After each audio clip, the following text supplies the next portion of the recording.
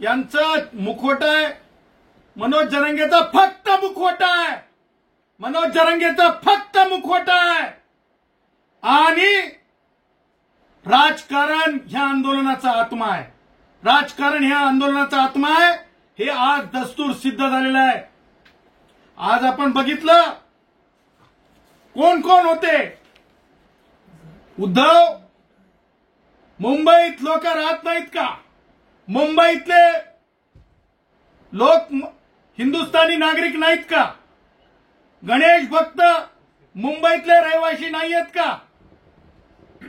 आणि उद्धव यांची मुखसंमती, उद्धव यांचं व्यक्त होणं, उद्धव यांचं स्वागतार्ह भाष्य हे लक्षात आणून देत आहे की उद्धवचं याच्यामध्ये किती इन्व्हॉल्वमेंट आहे. कारण उद्धवचे जे लोकप्रतिनिधी आहेत, संजय जाधव खासदार आहेत, हे त्या मंचकावर जातात.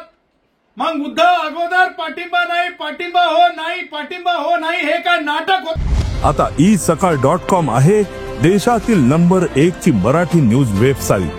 प्रत्येक अपडेटसाठी isakal.com ला नक्की भेट द्या. विधान, वंदे मातरम, जय भीम. मला आपणास सर्व माध्यमांशी संवाद साधताना अत्यंत महत्त्वपूर्ण विषयावर मी आपणाशी बोलणार आहे. आणि हे बोलणं जे आहे मुंबईच्या दळणवळणाशी संबंधित आहे. आजचा जो संवाद आहे तो मुंबईच्या लाईफलाईनला, मुंबईच्या व्यवसायाला कशा प्रकारे अडथळा निर्माण व्हावा हा उद्देश मनोज जरांगे पाटील आणि महाविकास आघाडीचे पुढारी यांच्या उपस्थितीत हा केला चाललेला आहे. आजच्या तारखेला 29 तारीख ज्या प्रकारे त्यांनी आंदोलनाची निवडली, ह्या तारखेला गणेश भक्तांची कशा प्रकारे हेळसांड होईल हे टार्गेट ठेवण्यात आलं. त्याचबरोबर ज्या प्रकारे हे आंदोलन चालू आहे, ह्या आंदोलनाला कायद्याच्या सीमा पूर्ण तोडमरोड केलेलं हे आंदोलन चालू आहे. आणि म्हणून तातडीने ह्या आंदोलनावर काय ती कारवाई व्हावी कायदेशीर दृष्ट्या, त्याकरिता आम्ही आज police, director general of police, माननीय मुंबई पोलीस आयुक्त, माननीय वरिष्ठ पोलीस निरीक्षक आझाद मैदान यांना रितसर तक्रारी दिलेल्या आहेत. आज कारण कायद्याचा भंग ज्या प्रकारे झालाय, ज्या प्रकारे लोकांना त्रास दिला चाललाय, ज्या प्रकारे रस्ता रोको केला चाललाय, ह्या सगळ्या बाबी अत्यंत गंभीर आहेत. सर्वोच्च न्यायालयाने दिलेल्या शहाणी विरुद्ध सरकार या खटल्याच्या विरुद्ध आहेत. त्याचबरोबर म्हणजे त्या खटल्यात दिलेल्या निर्देशांचं पालन न करणारे आहेत.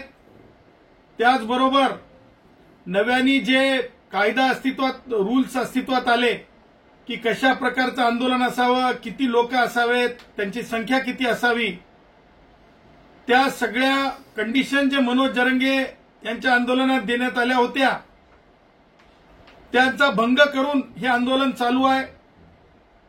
मनोज जरांगे कायद्यापेक्षा मोठा नाही.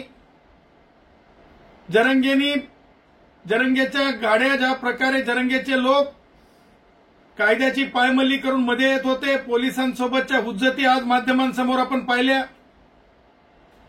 त्याचबरोबर मुंबई ही आर्थिक राजधानी आहे.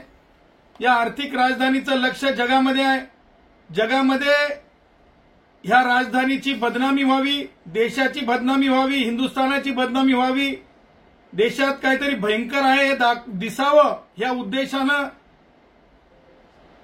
सीएसटी स्टेशनच्या जवळ ज्या प्रकारे रस्ता रोको करण्यात येत होता, हे सगळं काही आंतरराष्ट्रीय राष्ट्रीय स्तरावर एक अनागोदी दिसायला यावी, काहीतरी अघटित घडवण्याचा उद्देश, पोलिसांना त्रास देऊन पोलिसांकडून कारवाई होईल आणि त्यातून विक्टीम कार्ड खेळता येईल, हे सगळं कुभांडित आहे.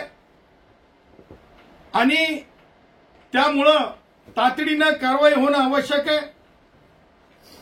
मला आज या आंदोलनाला हे नाव द्यायचं आहे की आंदोलन, मी अगोदरपासून सांगत होतो की मनोज जरंगे यांचा मुखवटा आहे, मनोज जरंगेचा फक्त मुखवटा आहे, मनोज जरंगेचा फक्त मुखवटा आहे. आणि राजकारण ह्या आंदोलनाचा आत्मा आहे, राजकारण ह्या आंदोलनाचा आत्मा आहे.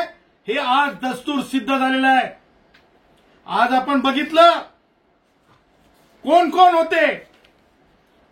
उद्धव, मुंबईत लोक राहत नाहीत का? मुंबईतले लोक हिंदुस्थानी नागरिक नाहीत का?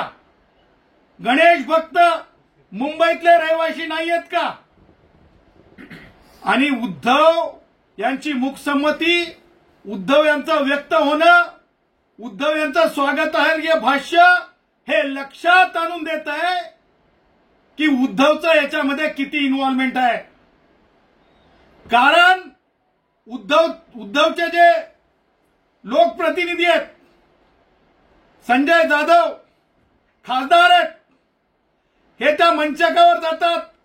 मग उद्धव अगोदर पाठिंबा नाही, पाठिंबा हो नाही, पाठिंबा हो नाही, हे काय नाटक होतं का? अर्थात शिवसेना उद्धव ठाकरे गटाचं सुद्धा हे आंदोलन आहे का? हे उद्धव ठाकरेमध्ये दम असेल तर उद्धव ठाकरेंना आता सत्य बोलावं. महाराष्ट्रातील सर्व बातम्यांचे विश्वासार्ह व्यासपीठ, सकाळच्या सर्व सोशल मीडिया प्लॅटफॉर्मला लाईक, फॉलो आणि सबस्क्राईब करा. तसंच सर्व नोटिफिकेशनसाठी बेल आयकॉन प्रेस करायला विसरू नका.